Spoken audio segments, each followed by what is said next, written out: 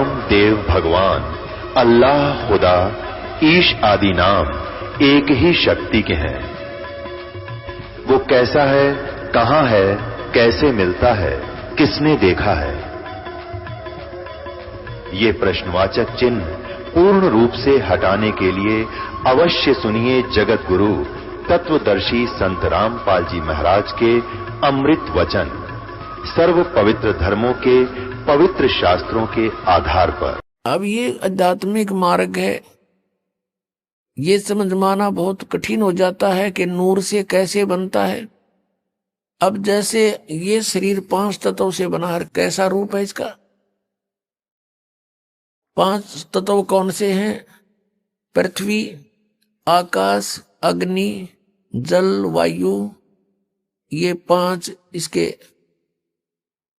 इसमें ये 5 कहीं नजर नहीं आ रहे, कहीं नहीं दिखाई देते। ऐसे ही एक नूर से वहां हमारे शरीर बनते हैं। उनमें ना बीपी हाई होता, ना कभी लो होता, ना कैंसर होती, ना किसी प्रकार का कोई संसारिक झंझट। वहां कोई काम नहीं आपको। और यहां फुर्सत नहीं, यहाँ के देवताओं को भी 1 सेकंड की, सबकी गृहस्थी, सबके साथ यही खाना पीना, पेट भरना और धंधा करना। सारा जीवन प्राणी इस शरीर के पोषण में ही व्यतीत कर देता है। सुबह उठता है, उठते ही चाय पानी खाना बनाओ खाओ, फिर काम पर जाओ, दोपहर में फिर खाओ, फिर काम अपना काम करो, फिर शाम में खाओ, और फिर उठते फिर चलो। आजीवन तक यही करते करते इस शरीर से कार्य लेने के लिए इसमें पहले हमने आहार डालना पड़ता है, और इसी व्यवस्था में सारा जीवन व्यर्थ हो जाता है। और वहां सतलोक में जाकर के कोई काम नहीं, राग द्वेष नहीं, भाई बंटवारा नहीं, बिल्कुल सब सदाबहार वृक्ष है। ये राधा स्वामी, धन धन सतगुरु और ये जय गुरुदेव वाले पंथ के गुरुजन, इन्हें कह कहेगा पता नहीं। और कहते हैं सतलोक में प्रकाश ही प्रकाश है, चेतन ही चेतन है, और परमात्मा निराकार है। मोक्ष प्राप्त आत्मा परमात्मा में ऐसे लीन हो जाती जैसे बूंद समुद्र में। हर भले आदमियों, परमात्मा के दर्शन के लिए महापुरुषों ने समाधियां लगाई। परमात्मा के दर्शन के लिए परमेश्वर ने 100 बार बताया कि परमात्मा के दर्शन करो। अरस कुर्स पर सवेत गुमट है, जहां सतगुरु का डेरा। सवेत मुकुट सिर छतर विराज है, और देखत ना उस चेहरे नु। यदि वहां परमात्मा है ही नहीं तो हम क्या करेंगे उड़े? वहां हमने क्या आवश्यकता जाने की? भगवान के लिए तरफ रहे हैं। अब कोई कहे कि उस आश्रम में चलो बरवाला में, और फिर कोई कहे गुरु जी तो है नहीं वहां पर, निराकार ही निराकार है, फिर टिंडे लेना होगा, यहाँ आदमी क्या करेगा? ऐसा मूर्ख बना रखा हमारे को। परमात्मा के लिए तरफ रहे हैं, उसके दर्शन करेंगे, अपना दुखड़ा रोवाएंगे, सीने से लगाएंगे, और लोग कहते वहां है ही नहीं। फिर रुचि भी बनी हुई है कि वहां जाने की, हद पाट जी कती कितने श्रद्धालु है। दरअसल बात यह है कि ना तो वहां जाना किसी ने, क्योंकि साधना जान की नहीं। तो इस प्रकार ये अज्ञान है, और परमात्मा ने जो बताया है वो वास्तविक ज्ञान, तत्व ज्ञान है कि वहां पर सदाबहार वृक्ष हैं, बहुत सुंदर दूधों के सरोवर भरे हैं। ये जो यहां गंगा जल है, आपने देखा होगा गंगा नदी का जल, ये सतलोक से आया हुआ है। अब जैसे यहां आकर गिरता है, किसी ने दिखता नहीं, वो कहां से आ रहा है? इस पहाड़ से नहीं है। ये ऊपर से परमात्मा की व्यवस्था गुप्त रूप से आके यहाँ प्रकट कर दी जाती है। आजकल तो अंडरस्टूड है, विज्ञान ने बहुत कुछ करके दिखा दिया। आजकल यहां से फैक्स कर देते हैं, बीच में कुछ भी नहीं है, और आगे जाके पूरा मैटर सामने होता है, फिल्म भी आ जाती है। ऐसे ये सतलोक से आई थी, सतलोक से आकर सबसे पहले ये ब्रह्मलोक में गिरी, काल के लोक में। सब जगह इनके एक जटा कुंडली डैम बने हुए हैं, वहां से ओवरफ्लो होकर फिर वहां से चल पड़ती है, उर्वास रूप बन करके फिर दूसरी जगह के बर्फ रूप धारण करती है, वहां से फिर ये मेल्ट होकर के जल बन जाती है, फिर आगे चलती। ऐसे ही यहां आकर के गिरी हुई है। तो ये एक रिहर्सल है कि वहां का मटेरियल खराब नहीं होता, पदार्थ कभी भी खराब नहीं होता। गंगा जल को आप कितने ही दिन तक रखो वो खराब नहीं होगा, उसमें गंदा नहीं होगा। और दूसरा आपको प्रमाण दिखाते हैं कि हम इस परमेश्वर की अमर वाणी का पाठ करते हैं, जो यहाँ यज्ञ होता है, और यहाँ पर ये जल रखते हैं। एक सिंपल जल होता है यहाँ आम टूटियों का भरा हुआ, और इसको फिर परमात्मा की वाणी इसके ऊपर चलती है। ये वाणी चलती है, मंत्र है भगवान के, ये सत्संग होता है, ये सब उसके ऊपर उस जल को अमृत बना देते हैं। गंगा से भी उत्तम बन जाता है वो। गंगा तो एक जल का काम करता है और वो एक बहुत प्रबल अमृत बन जाता है। और उसको कितने दिन तक रखिए आप, कभी खराब नहीं होता। हमारे पास रखा है सन 1996 का, 1996 का ये अमृत रखा हुआ आज तक एक बोतल में, और एज इट इज है। तो जिस परमात्मा की चर्चा करने मात्र से जल भी अमृत बन जाता है, तो पुण्यात्माओं इस जो सत्संग हम करते हैं, परमात्मा की महिमा सुनाते हैं, अमृतवाणी बोलकर सुनाते हैं, इससे पशु पक्षियों पर भी प्रभाव पड़ता है, चींटियों पर भी प्रभाव पड़ता है, पौधों पर, वृक्षों पर भी प्रभाव पड़ता है, और इनको भी बहुत कुछ शक्ति प्राप्त होती है, और समय आने पर इनको ये काम देगी, इनको लाभ देगी। तो उस सतलोक के अंदर कोई पदार्थ खराब नहीं होता, सड़ता नहीं, गलता नहीं, और सदाबहार वृक्ष हैं, सूखते नहीं, और वहां कोई काम नहीं। परमात्मा की याद में आत्मा भीगी रहती है, मस्त रहती है, बहुत आनंद रहता है, चर्चा चलती है, ऐसे मंडलियां बैठकर बतलाती हैं, और नीचे के दुखों को देखकर आंखों में आंसू आते हैं कि कैसे रजा हुई परमात्मा, हम कैसे निकला इस गंदते हैं। वहां जाकर जब नीचे को देखते हो ना, इसमें सड़ांध आती है, इस 21 ब्रह्मांड में तो सड़ांध दुर्गंध आती है। इस पृथ्वी लोक पर रहने वाले प्राणियों के अंदर से निकल रहे ये बदबू, कहते हैं 12 लाख किलोमीटर तक ऊंचाई तक इसकी बदबू जाती है, स्मेल, बैड स्मेल जाती है। तो पुण्यात्माओं, इस प्रकार की विवेचन से आपका मन परमात्मा की तरफ आकर्षित होगा और यहां से चलने की तैयारी करोगे। अन्यथा हम इसी व्यवस्था को फाइनल मान चुके हैं, मृत्यु तो होनी ही है, लेकिन मृत्यु से पहले बच्चों का विवाह हो जावे और इनको भी भगवान संतान दे दे, इनका रोजगार ठीक हो जाए, फिर हम बेशक मर जावा। हमने इतना फाइनल कर रखा, बस ये हमारी फाइनल सोच है। अब कारण क्या है कि विकल्प नहीं था हमारे पास कोई भी। अब परमात्मा ने आकर दया करी अपने बच्चों पर, वो खजाना खोल दिया जो 600 वर्ष पहले परमात्मा ने कहा था, धर्मदास मैं आपको ये सारा ज्ञान बताऊंगा, लेकिन इस तत्व ज्ञान को अभी सार्वजनिक मत करना है।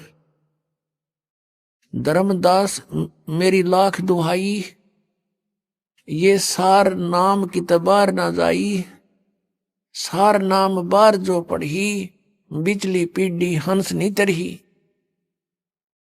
फिर कहा है कि धर्मदास मोरी लाख दुहाई, ये मूल ज्ञान कई बार ना जाई, मूल ज्ञान बार जो पढ़ी, बिचली पीढ़ी हंस नहीं तरही। मूल ज्ञान को तब तक छुपाई जब तक ये द्वादश पंथ मिट जाई।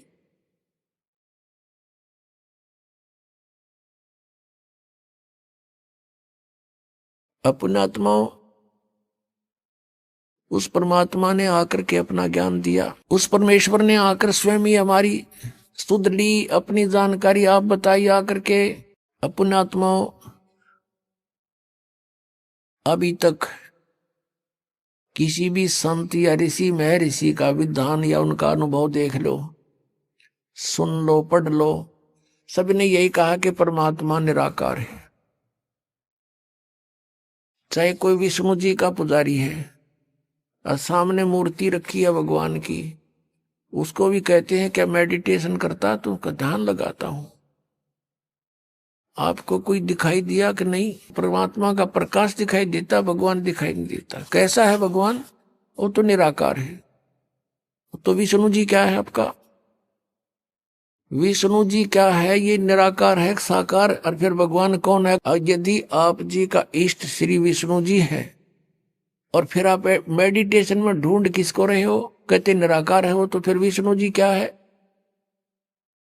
इसको कहते हैं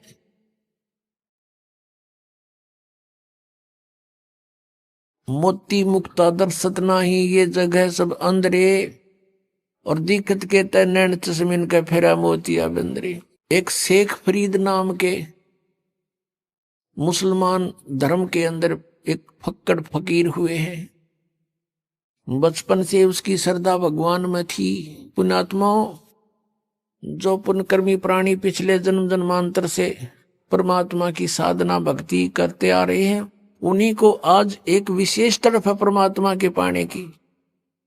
यहां गरीबदास महाराज जी कहते हैं, साधों से ती मस्करी और चोरा नाल खुशहाल, ये मल अखाड़ा जीतेंगे युगन युगन के माल।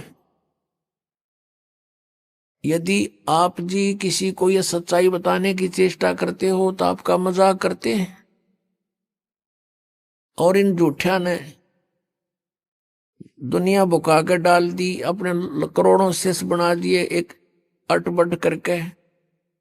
कहते इन चोरा नाल खुशहाल, बेखों के लश्कर फिरें ये बाणी चोर कठोर, सतगुर धाम न पहुंचेंगे ये 84 के ढोर। फिर कहा कि मल अखाड़ा जीतेंगे ये युगन युगन के माल। माल माने रेसलर, पहलवान, जो एक्सरसाइज करता है डेली, और कभी समय आने पर उसकी कुश्ती किसी के साथ होती है, रेसलिंग, तो वो मल अखाड़ा, वो मल ही जीता करते हैं, पहलवान ही जीता करते हैं। आप जी उस परमात्मा के अखाड़े के पहलवान हो, बेटी भाई बहन बुजुर्ग जो भी है, जैसा भी है, युगों युगों से आप ये एक्सरसाइज करते हुए आ रहे हो, और आप ही पार होगे, आप ही में से पार होने का नंबर आओगा। जैसे बच्चे स्कूल जाते हैं, विद्यालय में, तो जो विद्यालय में जाते हैं उन्हीं में से पास होते हैं, और कोई जो पाली जाता है, गधा पर बारी लेता है, बैठ कर सवारी करता है, स्कूल नहीं जाता है, तो वो पास नहीं होते हैं। आप ही पार होगे।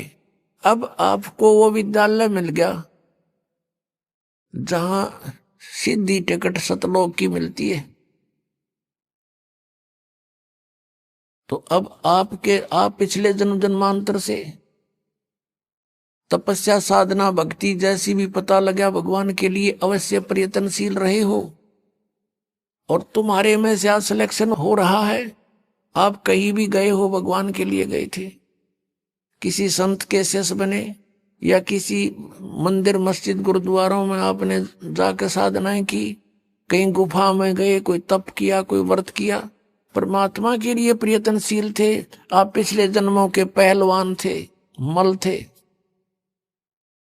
आप माल थे पिछले जन्म जन्मांतर के, लेकिन आपको दिशा ठीक ना मिली, जिस कारण से आत्मा आपकी भगवान बिना नहीं रह सकती।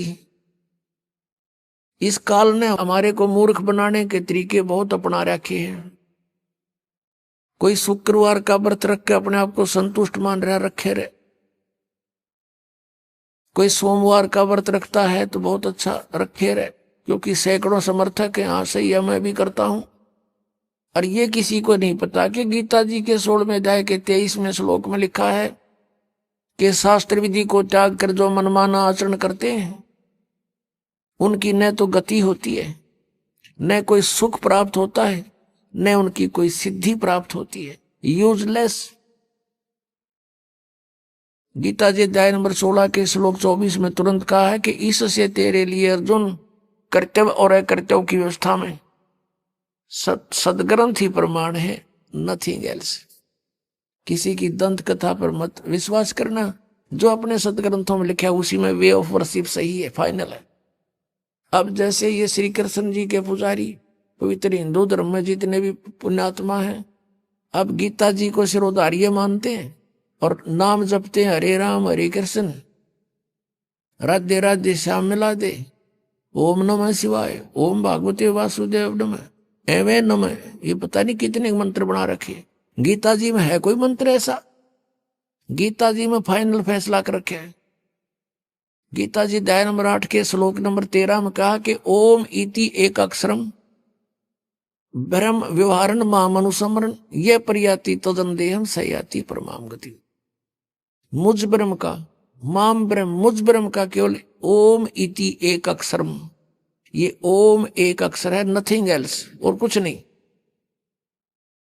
और उच्चारण करके सिमरण करने का, उच्चारण करके सिमरण करता हुआ जो अंतिम श्वास तक, शरीर छोड़ने तक इसका सिमरण करता हुआ छोड़कर जाता है, यह प्रियाति तदन देहम सयाति परमाम गति, वो परम गति को प्राप्त होता है। ओम से मिलने वाली परम गति, ओम से मिलने वाली श्रेष्ठ गति कौन सी है? ब्रह्म लोक प्राप्ति, क्योंकि ओम ब्रह्म का मंत्र है। गीता जी अध्याय नंबर 7 के श्लोक नंबर 18 में गीता ज्ञानदाता ब्रह्म श्री कृष्ण जी में बोल रहा है। वो कह रहा है कि ये उदार आत्मा है तो अच्छी, लेकिन ये मेरे वाली घटिया गति में ही आश्रित रहे। ओम से मिलने वाली जो सुविधा है, मोक्ष है, जितना कहते यो तो व्यर्थ है, घटिया है, अनुत्तम है। अनुत्तम क्यों है?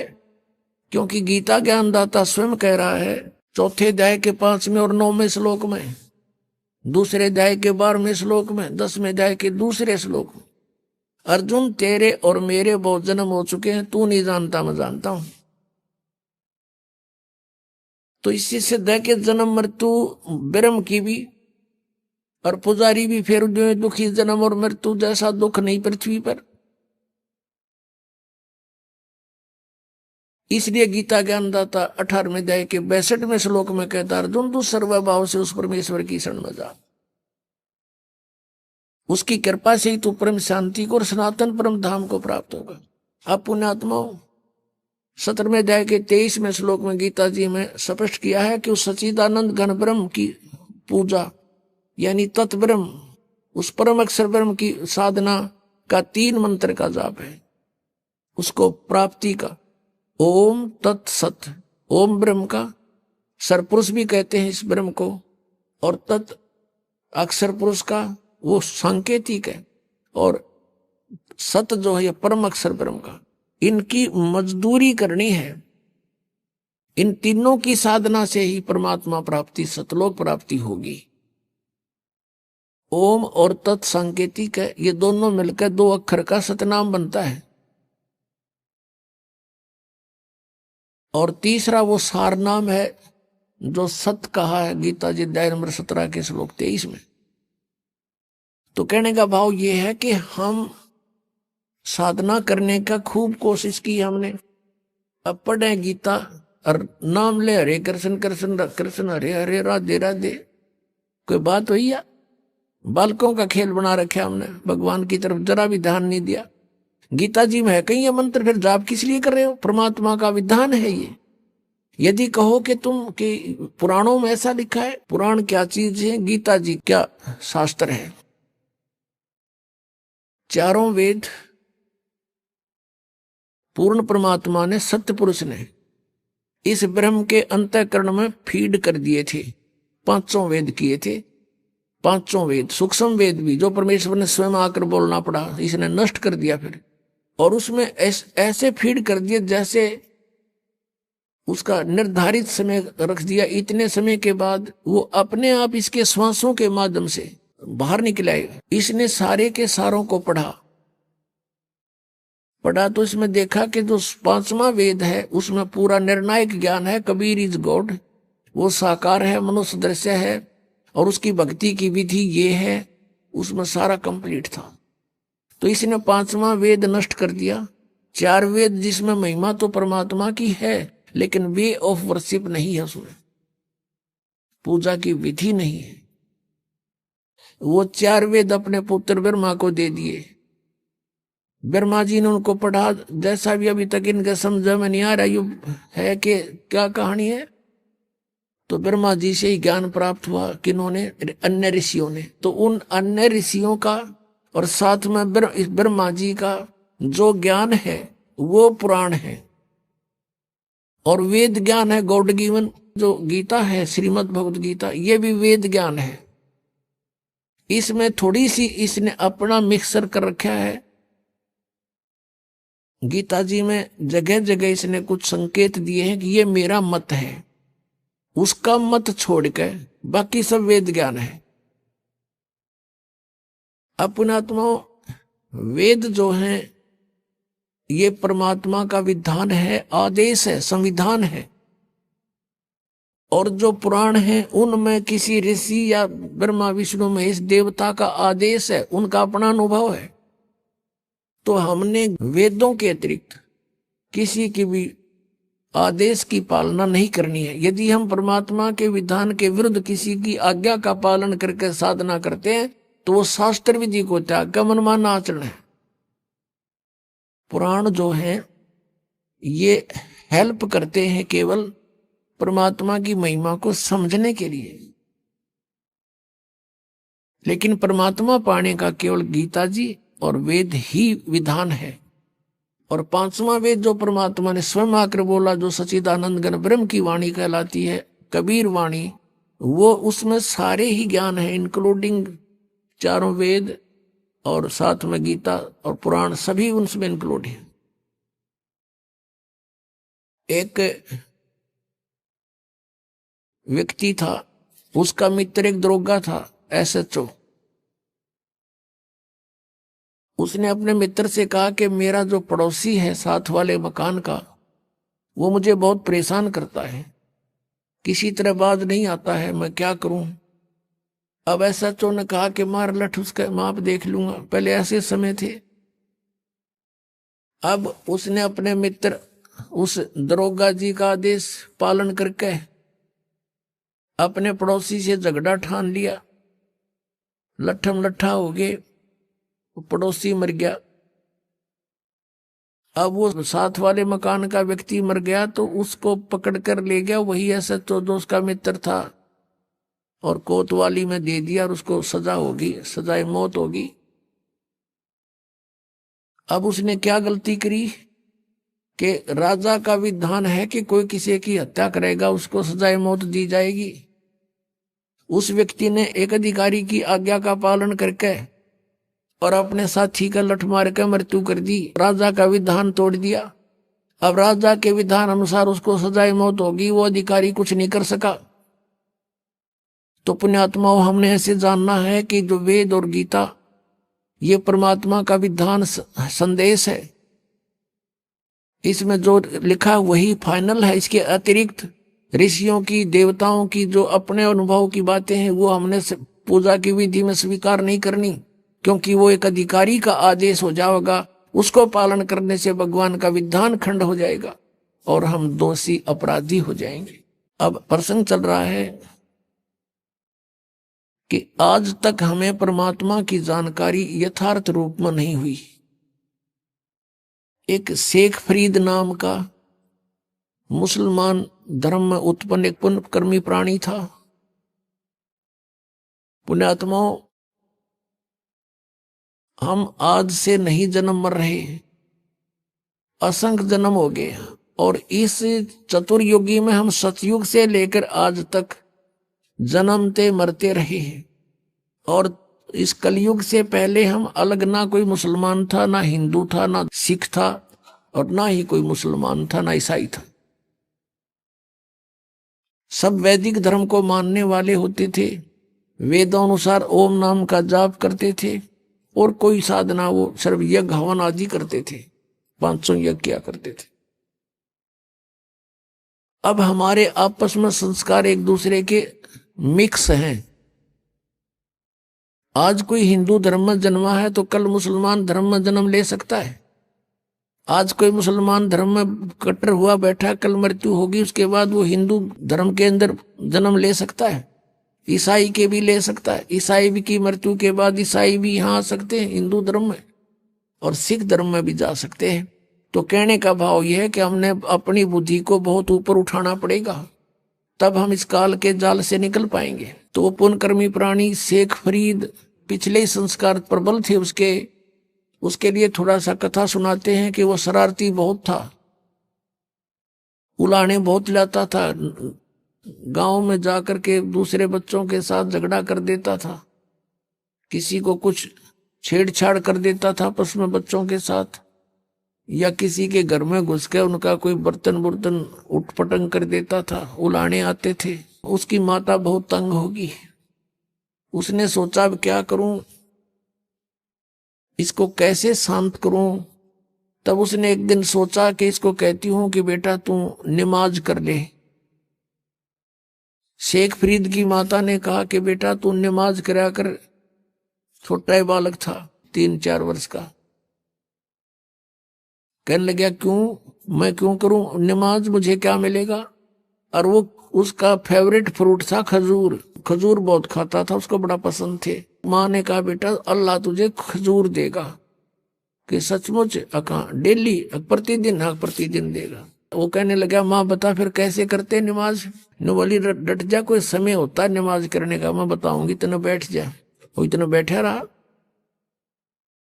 अब माँ ने सोचा मेरा काम करने का समय है, इसने ला दूं नमाज करने, और तू काम कर लेगी, इतनी ना तो तेरा पता नहीं क्या उलाने लाओगा।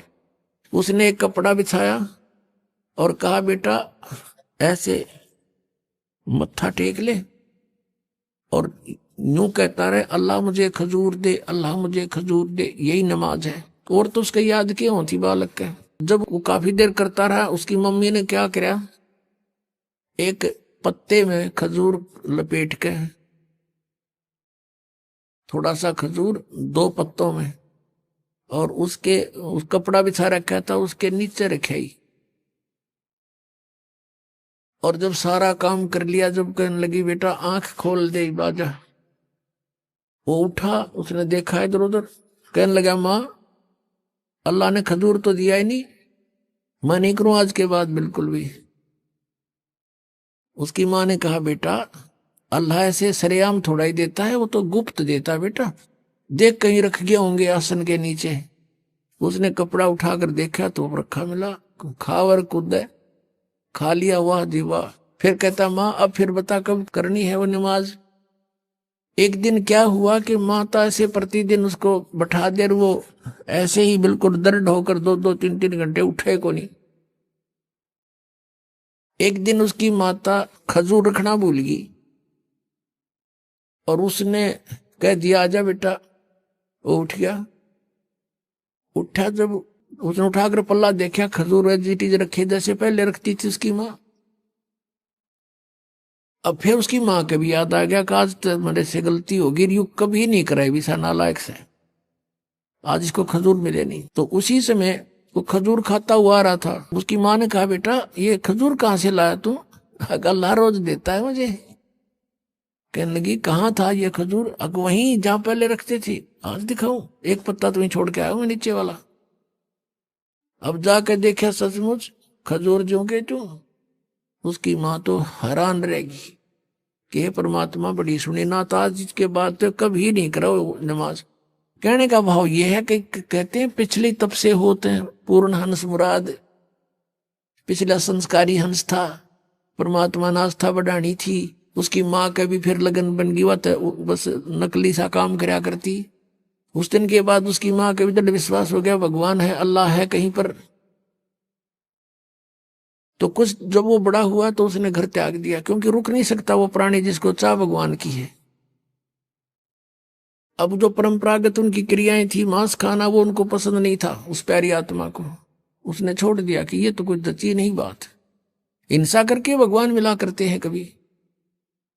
अब वो शेख फरीद पुण्यात्मा परमात्मा की तलाश में कहाँ जाते हैं, संत के पास, के संतों के पास परमात्मा के पाने की विधि होती है। एक फक्कड़ फकीर था,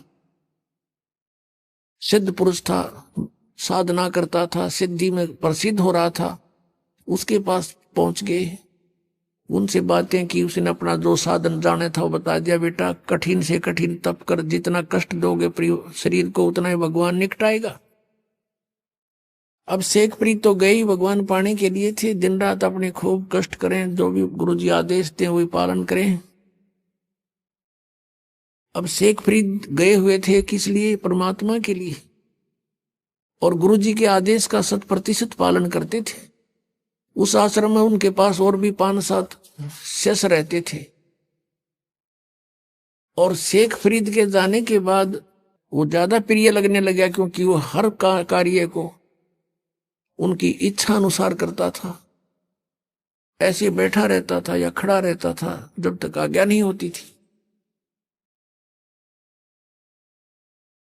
उनके गुरुजी अधिकतर कार्य उसी से सेवा लेते थे, तो अन्य शिष्य ईर्षा करने लगे कि शेखप्रीत तो गुरुजी के हृदय में बस गया और आश्रम इसको देंगे लास्ट में मृत्यु के बाद, और तुम रह गए, अब घर छोड़ दिया परमात्मा पाने के लिए, और वहां जाकर फिर ये राग द्वेष और मान बढ़ाई की भूख ज्यों की त्यों, फिर किस लिए डले ढो रहे हो वहां पर? अगर तुमने आश्रम की जरूरत है, भगवान की नहीं रही, मान बढ़ाई की भूख है, तो भक्त नहीं। ये शेखप्रीत में नहीं थी। अब अन्य जो शिष्य थे उन्होंने सोचा इसको गुरुजी की नजरों से गिराते हैं। वो जो सिद्ध पुरुष था, मुसलमान धर्म में फक्कड़ फकीर था, तपस्वी था, वो क्या करा करता? हुक्का पिया करता खाना खाते समय, और शाम के समय विशेषकर हुक्का पीकर तुरंत सो जाता था, सुबह वक्त से उठ जाता था। तो आश्रम में प्रत्येक भक्त की एक दिन की सेवा बांट रखी थी कि इस दिन वो सारी सेवा करेगा, इस दिन वो करेगा, इस दिन वो करेगा। जिस दिन शेखप्रीत की सेवा का टर्न आया, उस दिन अन्य सेवकों ने सोचा कि आज इसको गुरुदेव के नजरों से गिराते हैं। वर्षा का मौसम था, लेकिन वर्षा नहीं हो रही थी। शेखप्रीत ने शाम के समय खाना बनाया गुरुजी के लिए, और गुरुजी हुक्के के लिए पहले, गुरुजी के हुक्के के लिए पहले अग्नि तैयार कर देता था। उसने अग्नि तैयार कर ली थी, खाना खिलाने गया हुआ था। पीछे से उनके अन्य ईर्षालु साथियों ने वो अग्नि बुझा दी, पानी पूनी छिड़क दिया। अब शेखप्रीत ने तो ये सोचा था कि 2 मिनट में हुक्का भर के दे दूंगा, और वो गुरुजी इतना क्रोधी था, अगर 5 मिनट लेट हो जाता ना हुक्का कोई भी किसी कार्य में, उससे इतना नाराज हो जाता, उसको डंडे मारता था और कई दिन तक उसको सेवा नहीं देता था।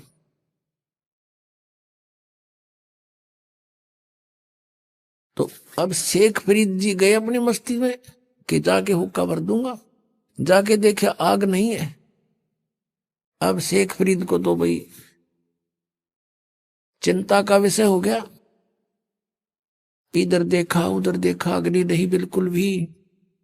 थोड़ी सी दूर पर देखा कि गांव था, नगर था, वहां से 1 किलोमीटर की दूरी पे वहां धुआं उठ रहा था। चलम उठा के भाग लिया पूरी स्पीड पे। वहां जाकर देखा तो एक माई चूल्हे में अग्नि जलाने की चेष्टा कर रही थी, फूंक मार रही थी, और आंखों में पानी गिर रहा था। धुआं वापस आकर उसको परेशान कर रहा था। अब शेखप्रीत दौड़ा दौड़ा गया, माई माई, कहाँ कौन है? हाँ महाराज क्या बात है? कि माई आग दे दो, हुक्का भरना है। वह माई थी नरी निकम्मी, नो बोली आंख फूट जाना जब आग मिला है, आंख फुटवा ले तू भी अपनी। अब वो बोला आदमी था, साधु संत बोले वाले होते हैं, अकमाई आंख फूटने से अग्नि मिल जाएगी? कहाँ मिल जाएगी? वनो क्या कर फिर फू फू करने लगेगी।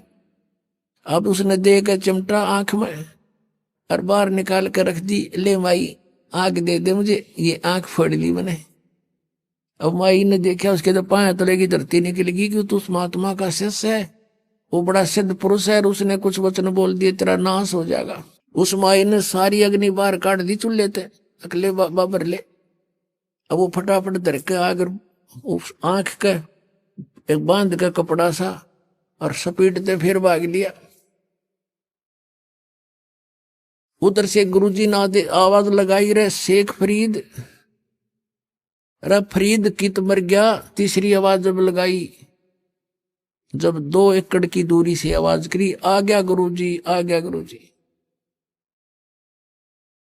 गुरुजी ने सोचा भी, क्या पूछा भी, क्या बात है, इतनी देर कैसे लगा दी जी? आग, मौसम वर्षा का था, गुरुदेव अग्नि जलाई थी लेकिन आग बुझ गई, गांव से दौड़ के लाया हूं। अच्छा रख दे।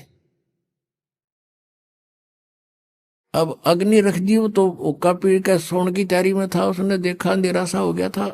आंख का क्या लग गया जी? आपके रहते क्या लगे गुरुदेव, क्या लगे? नुका के बाहर निकल गया। अच्छा भाई।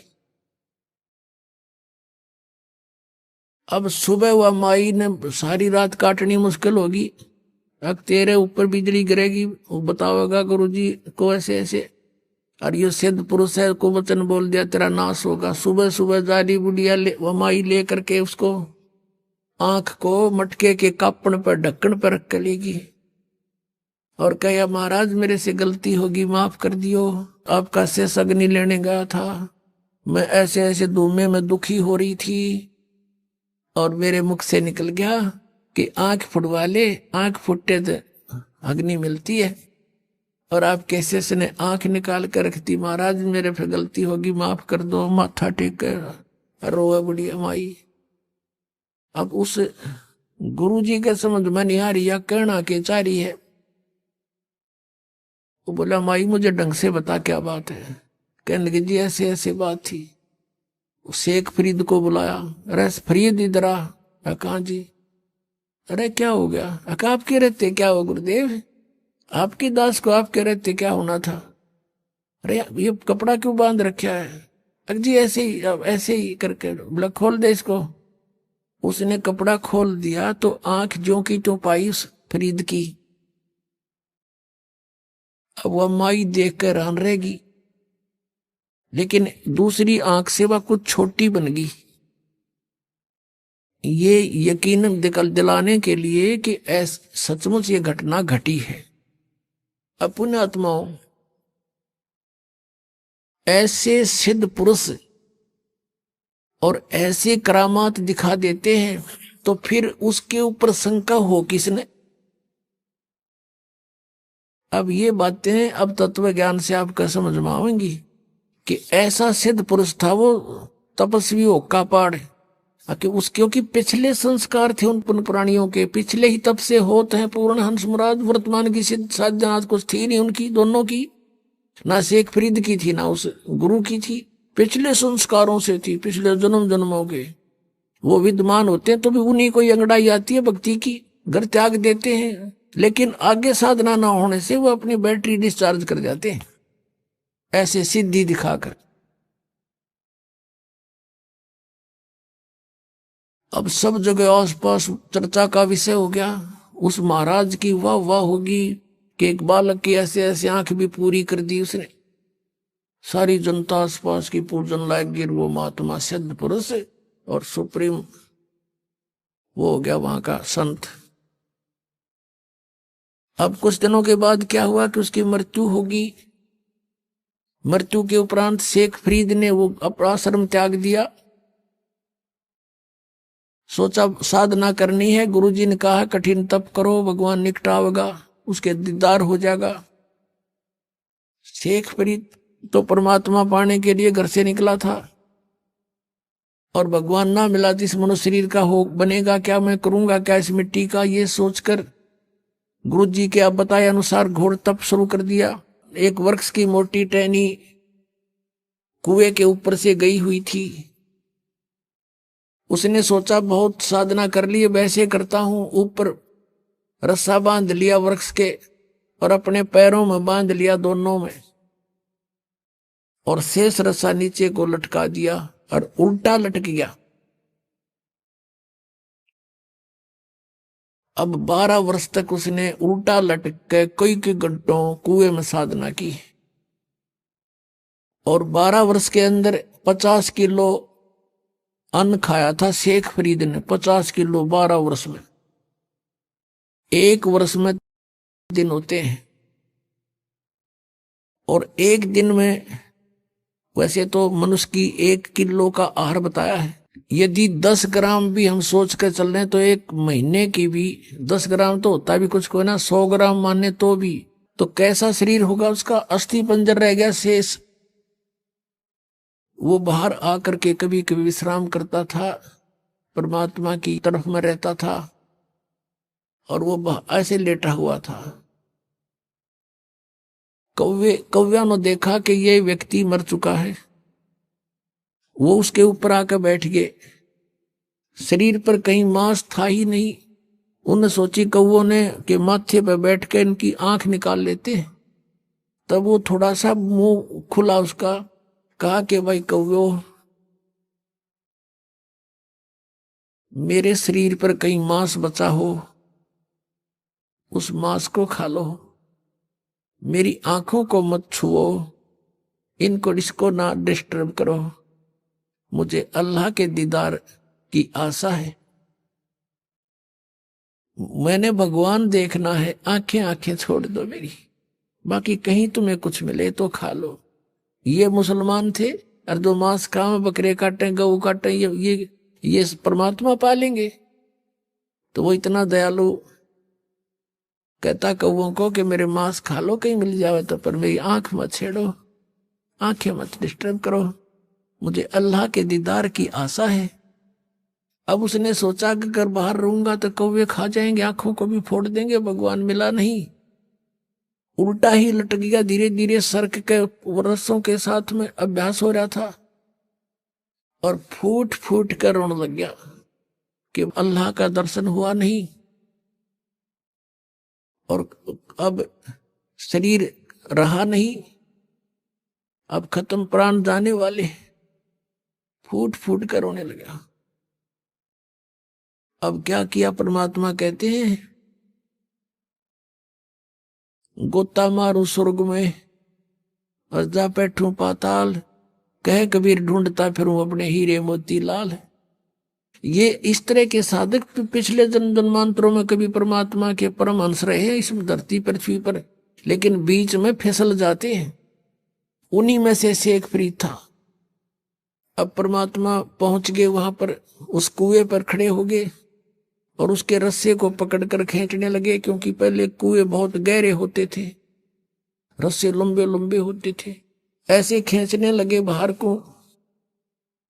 शेख फरीद ने सोचा कोई शरारती आ गया पाली और मुझे डिस्टर्ब कर रहा है। और पहले भी ऐसे गवाले जो होते थे, भेड़ बकरियां चराने वाले, जो गंवार टाइप व्यक्ति, उनमें से कोई ना कोई बाबा जी उस संत के रस्से को पकड़कर ऐसे हिला देता था और यूं बैठकर देखता था तमाशा। वो क्या कर लेता था, ऐसे सिर कर लेता था कि सिर में चोट ना आ जा, और कभी कुएं के इधर लगता था जाके, कभी इधर। वो कुछ देर छेड़छाड़ कर चले जाते थे। पता था उसका कि किस किस के साथ लड़ूं, बच्चे हैं, करते रहेंगे। उन्हीं में से कोई और दूसरा उनको धमका देता था कि ऐसा मत करा करो संतों के साथ, तो कई दिन नहीं कोई आता था। अब शेख फरीद ने सोचा कि पहले तो ऐसे हिला लूका छोड़ जाते थे, आज यू ऐसा निकम्मा टिकल मिल गया, किसी ने बाहर निकाल लिया मैं। अब वो बाहर निकालते निकालते यूं उल्टा लटका लटका कहता है कि ए भाई मुझे ना छेड़े, मुझे डिस्टर्ब ना करे, मैं अपना काम कर रहा हूं, तू अपना काम कर। परमात्मा ने कहा कि तू क्या कर रहा है यहां पर? ए भाई, मैं भगवान के दर्शन के लिए, परमात्मा को देखने के लिए, परमात्मा के पाने के लिए मैं साधना कर रहा हूं। तो परमेश्वर कबीर देव जी ने कहा कि मैं हूं अल्लाहू अकबर।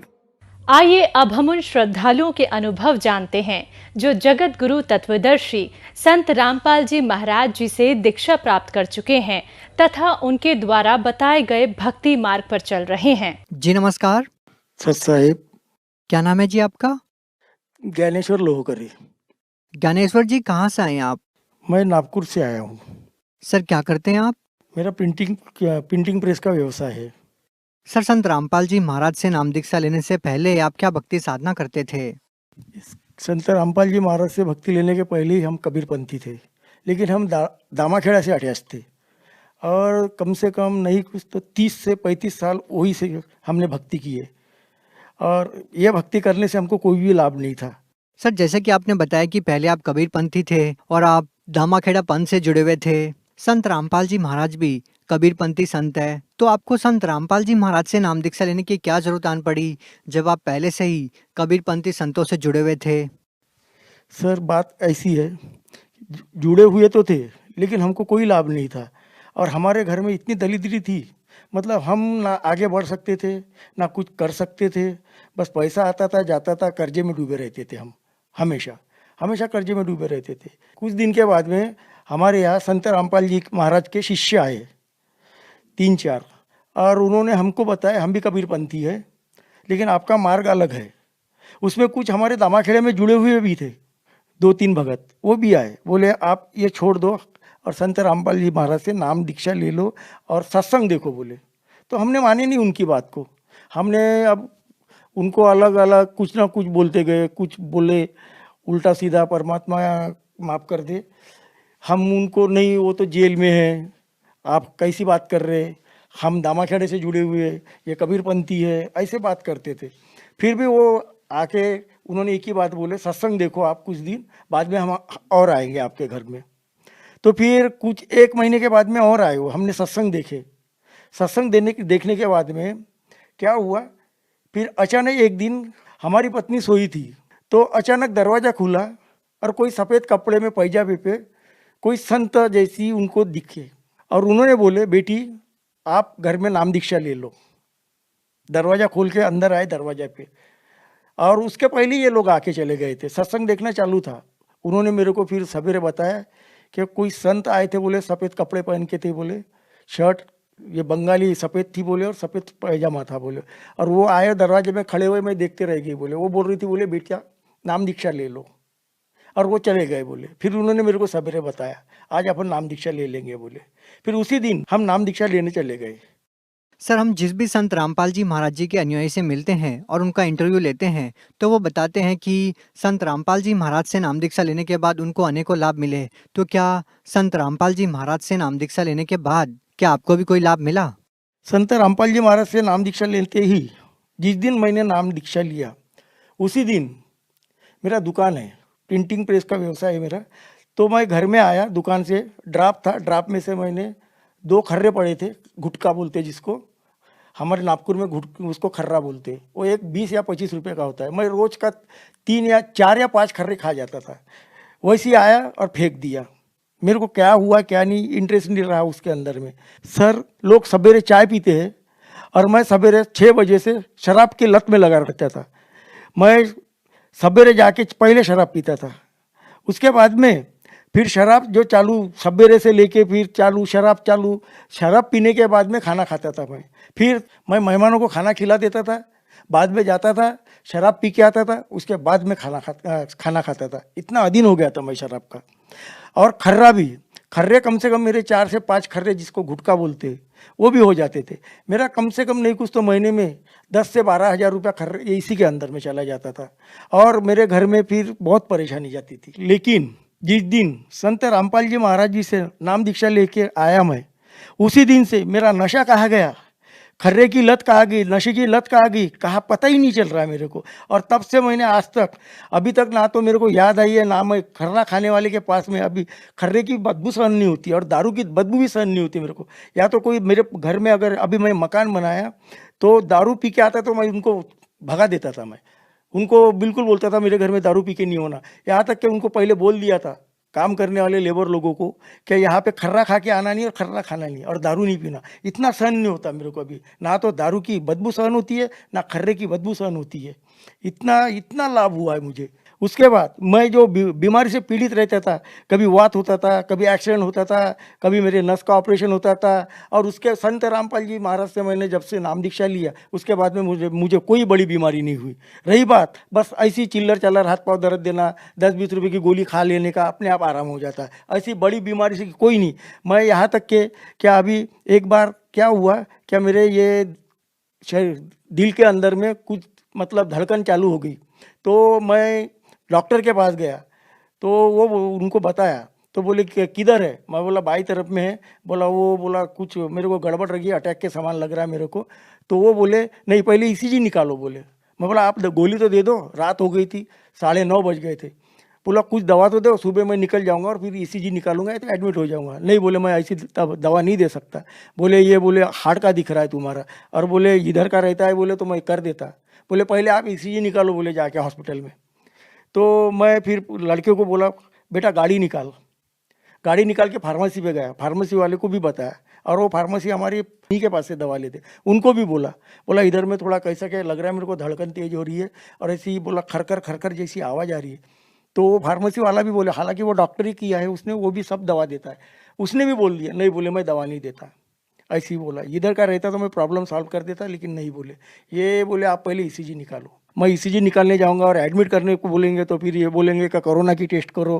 परमात्मा वैसे ही गया, मैं घर में डंडोत डाला, प्रणाम किया और संत रामपाल जी महाराज जी से बोला आप ही हो, क्या है क्या नहीं या आप देख लो। फिर मैं डंडोत डाल के फिर घर से फिर गया और बाद में मैं ईसीजी निकाला। ईसीजी निकालने के बाद में फिर मेरा ब्लड टेस्ट किया, शुगर टेस्ट किया। संत रामपाल जी महाराज ने ऐसी दया की क्या मेरी पूरे के पूरे रिपोर्ट पूरी जीरो आ गई। ना तो मुझे कुछ था, ना मेरा शुगर था, ना ब्लड में कुछ था, कुछ भी नहीं, पूरी रिपोर्ट नील आ गई। डॉक्टर ने बोले कुछ दवा नहीं है, कुछ तुमको बोले बीमारी नहीं है, घबराने की कोई बात नहीं है, बोले कोई गोली देने की जरूरत नहीं है बोले तुमको। तो फिर भी मैं ये गोली लिख के देता हूँ, ये खाओ बोले। मैंने 2 गोली खाया, फेंक दिया बाकी वो गोली को। तब से लेके आज तक के ना तो मेरे शरीर ना दिल में धड़कन में कोई है, ना कुछ कोई बीमारी नहीं है मेरे को। और एक लाभ ये हुआ, मेरी आर्थिक परिस्थिति इतनी खराब थी क्या मैं हमेशा कर्जे में डूबा रहता था, मैं हमेशा कर्जा लेता था। लोग बोलते भी थे ऐसे तेरे को क्या जरूरत पड़ती है। लोग मेरे को ताने दे रहे थे क्या तुम्हारे तो बोले 10,000 तो किराने दुकान वाला कमाता है, बोले तुम्हारा लड़का 10,000 कमा रहा है, बोले हंसते थे लोग। और जब 2 साल के अंदर में जब जैसी मैंने संत रामपाल जी महाराज से नाम दीक्षा लिया और उसके प्रमोशन ऐसे होते गए 10 से 20, 20 से 30, 30 से 40 हज़ार, ऐसा हो संत रामपाल जी महाराज की दया से मेरे लड़के का प्रमोशन पे प्रमोशन होते गया। 2 साल के अंदर में उसके 3 प्रमोशन हो गए और आज उसका 60,000 रुपये पेमेंट है और आज हम सब सुखी है घर में। और ये सभी संत रामपाल जी महाराज की दया से हुआ है। और संत रामपाल जी महाराज जी इतनी बड़ी मेहर की है हमके क्या मैं बता नहीं सकता, और उनकी गुण इतने गाऊंगा तो भी कम है, इतना उन्होंने मेरे ऊपर में संत रामपाल जी महाराज ने दया की हुई है। हमारा मकान ऐसे ही था, झोपड़ा था, लोग बोलते थे मकान क्यों नहीं बनाते, पानी गलता था, परेशान आ गए थे हम। लेकिन जब नाम दीक्षा लिया संत रामपाल जी महाराज से और अभी कैसी मकान बन गया लॉकडाउन के अंदर में संत रामपाल जी महाराज की दया से, आज हमारा मकान भी बन गया है और मकान बन के हम वो मकान में रहने भी चले गए। सर ऐसा क्या होता है कि जो भी व्यक्ति संत रामपाल जी महाराज से नाम दीक्षा लेता है वो पहले तो नशा कर रहा होता है, लेकिन जैसे ही उनसे नाम दीक्षा लेता है तो वो नशा छोड़कर नशे से नफरत करने लग जाता है। सर आपके जीवन में ऐसा बड़ा बदलाव कैसे आया, क्योंकि आप तो शराब के बगैर खाना भी नहीं खाते थे। सर बात यह है कि जब संत रामपाल जी महाराज जी ने हमारे को जो नाम दीक्षा दिया और उसके अंदर जो मंत्र दी है, उस मंत्र के अंदर में इतने पावर है, वो सच्चे सद्भक्ति शास्त्रों के नियम के अनुसार जो चारों वेदों में लिखी हुई है, जो वेद बताते हैं वही साधना हमको दी गई है, वही मंत्र दिए गए। हम पहले मनमाना आचरण करते थे, अब जैसे ही वो मंत्र जाप करना शुरू कर दिया तो वो लाभ होना अपने आप चालू हो गया हमें, और वो लाभ ऐसे हो गए कि अभी वो लाभ होते ही जा रहे हैं हमको। सर जो लोग अभी भी नशा करते हैं और आपकी तरह वो नशा चाहकर भी नहीं छोड़ पा रहे हैं, तो क्या वो भी आपकी तरह संत रामपाल जी महाराज से नाम दीक्षा लेंगे तो क्या उनका भी नशा छूट जाएगा? जी हाँ, मैं गारंटी के साथ बोलता हूँ कि अगर कोई नशेड़ी दारू पीने वाला खर्रा खाने वाला अगर संत रामपाल जी महाराज से अगर नाम दीक्षा लेगा तो मैं गारंटी देता हूँ क्या उनकी नशा और उनका खर्रा उनको पूरी तरह से खत्म हो जाएगा और वो छोड़ देगा, इतनी मैं गारंटी देता हूँ। सर, जैसा कि आपने बताया कि पहले आप दामाखेड़ा पंथ से जुड़े हुए थे, वो भी कबीरपंथी संत हैं और संत रामपाल जी महाराज भी एक कबीरपंथी संत हैं। तो आप दोनों कबीरपंथी संतों में क्या भिन्नता पाते हैं? भिन्नता ये है कि जहाँ हम कबीरपंथों में थे पहले, दामाखेड़ा से जुड़े हुए थे, तो दामाखेड़ा वाले कबीरपंथी जो है कबीर परमेश्वर को वो सद्गुरु मानते हैं, और हमको भी यही सब पढ़ाते थे, सद्गुरु है, सद्गुरु है, सद्गुरु है। मैं बोला सद्गुरु है क्योंकि इतने साल से हम सर्विस मतलब भक्ति कर रहे, और वो चौका आरती करते थे। चौका आरती के अंदर में जहाँ वहाँ पैसा, उनके लाने जाने का खर्चा दो, उनको कुछ कपड़े दो, हाँ, और चौका आरती में जो जितने लोग आएंगे उनका खाना बनाओ, हाँ, और खाना बनाने के बाद में फिर उनको कपड़े लत्ते दो सभी को, हाँ, और उनका जाने आने का खर्चा दो, और चौका आरती के भी पैसे लगते थे। मिनिमम कम से कम एक चौका आरती करने के लिए उनके सामग्री के लिए नहीं कुछ तो 10,000 से 15,000 रुपये का खर्चा आता था, खाली वो चौका आरती के सामग्री के लिए। जब संत रामपाल जी महाराज के शरण में आए हम और नाम दीक्षा लिए, तो उन्होंने हमको सत्संग देखे, सत्संग, और उन्होंने हमको जो सत्संग के अंदर में बताए, संत रामपाल जी महाराज जी ने हमको कबीर साहब को परमेश्वर बताया, और ऐसी नहीं बताया, चारों वेद, गीता, बाइबल, कुरान शरीफ, इसमें से सिद्ध करके दिखाया। उनके अंदर से जहाँ जहाँ लिखा हुआ है वो बता के दिखाया क्या ये कबीर परमेश्वर है, कबीर परमेश्वर है, पूर्ण ब्रह्म है करके। ये सबसे बड़ी भिन्नता है क्या वो दामाखेड़े वाले कबीरपंथी और ये अभी जो हमने कबीरपंथ स्वीकार किया है, जो हमने नाम दीक्षा लिए, ये कबीरपंथ में, ये दोनों में जमीन, संत रामपाल जी महाराज जी के जो कबीरपंथ में जो हम अब नाम दीक्षा लिए, ये दोनों में बहुत बहुत जमीन आसमान का फर्क है, और इतनी ये भिन्नता है इसके अंदर में। तो सर, हम आपसे ये जानना चाहेंगे कि जो लोग आज भी दामाखेड़ा पंथ से जुड़े हुए हैं, उन लोगों को आप क्या संदेश देना चाहेंगे, क्या कहना चाहेंगे? संदेश तो नहीं दे सकता मैं उनको विनती कर सकता हूँ कि आप संत रामपाल जी महाराज से जुड़िए और उनका ज्ञान पढ़िए, और जो गीता, बाइबल, कुरान शरीफ, चारों वेदों में जो लिखी है, जो हमको लाभ लिखे हुए हैं उसके अंदर में, क्या वो जो लाभ लिखे और वो हमको हो नहीं रहे, और वो आप अगर संत रामपाल जी महाराज से जुड़िए और देखिए जो मेरे को लाभ हुए, मेरे को इतने लाभ हुए क्या मैं गिन नहीं सकता उस लाभ को। मैं यही कहना चाहता हूँ कि आप संत रामपाल जी से जुड़िए और आपको कितने लाभ होते देखिए। आपके जैसे शुरू में जैसे आप नाम दीक्षा लेके निकलोगे, आपके लाभ शुरू हो जाएंगे, और आप इतने लाभ होंगे कि आपने कभी जिंदगी में सोचे नहीं होंगे ऐसे लाभ होंगे। बस मेरी यही विनती है। सर, जो लोग संत रामपाल जी महाराज से नाम दीक्षा लेना चाहते हैं, वो उनसे नाम दीक्षा कैसे प्राप्त कर सकते हैं? सर, संत रामपाल जी महाराज से नाम दीक्षा लेना बहुत सोपी है, सीधा है, क्योंकि अभी पूरे इंडिया के अंदर, भारत के अंदर में अभी जितने भी जिले हैं वहाँ पे नामदान केंद्र जुड़े हुए हैं, और सभी जिले के अंदर नामदान केंद्र है। और दूसरी बात, संत रामपाल जी महाराज के सत्संग आते हैं, बहुत सारे टीवी चैनल पे सत्संग आते हैं, और सत्संग आते हैं, और वहाँ पे एक पट्टी चलती है, उस पट्टी के ऊपर में नामदान के जो नंबर है, मोबाइल नंबर दिए जाते हैं, आप उसके ऊपर में कांटेक्ट कीजिए, आपको सब बता दिया जाएगा कि आप कौन से सिटी से हैं, आप कहाँ से हैं, आप फलाने जगह पे जाओ और वहाँ पे नामदान लेके आप अपना दीक्षा लो और आप अपना कल्याण करो। जी धन्यवाद। जी सत साहिब।